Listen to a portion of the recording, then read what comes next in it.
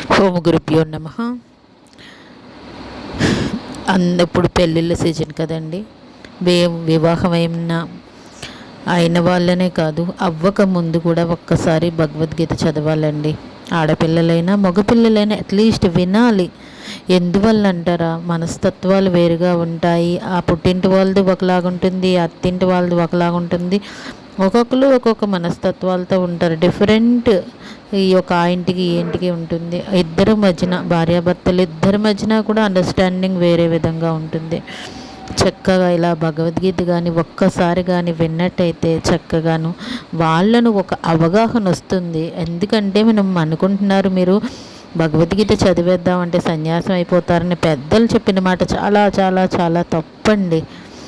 ఒక్కసారి వింటే భగవద్గీత వినడం వల్ల ఏమవుతుందంటే మెంటల్ యొక్క స్టెబిలిటీ పెరుగుతుంది. పెరగడాన్ని ఏమవుతుందంటే చిన్న చిన్న విషయాలకి అండర్స్టాండింగ్ పెరుగుతుంది.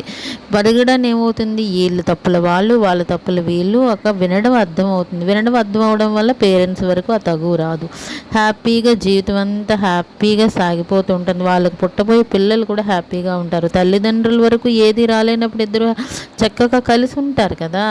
దానివలన ప్రతి ఒక్కరు, ఆడవాళ్ళైనా మగవాళ్ళైనా ప్రతి ఒక్కరు జీవితంలో ఆ భగవద్గీత ఒక్కసారి వినండి. అట్లీస్ట్ వినడం వల్ల భగవంతుడు ఏం చెప్పాడు కర్మాచరణ అని అర్థమవుతుంది. ఆ కర్మాచరణ అర్థం అవడం వల్ల ఏమవుతుంది, ఎదుటి వాళ్ళు మనం జాగ్రత్తగా మాట్లాడే విధానంలోని, చేసే పనులు అని, ఆ తత్వంలోని మనం చేస్తున్న ప్రతి పని ఒక అవగాహన అర్థమైపోతుంది. అవగాహన అర్థమైపోయినప్పుడు గబుక్కును మాట్లాడడం, ఎక్కడ మనం తగ్గాలో తెలిసిపోతుంది. అప్పుడు ఏమవుతుందంటే నిస్వార్థంగా హ్యాపీగా ఇద్దరు కలిసి ఉండడానికి ఒక బాండింగ్, ఒక వంతెనలా తయారవుతారు. అప్పుడు మీ లైఫ్ మీరే చక్కదిద్దుకుంటారండి. ఆడవాళ్ళైనా మగవాళ్ళైనానండి.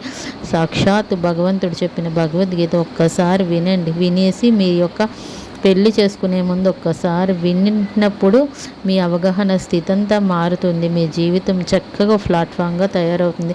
జాతకాలు రీత్యా అన్నీ మీరు ఎంత చేసినా మీలో మీరు మార్పు రాలేనప్పుడు ఏం చేయలేరు.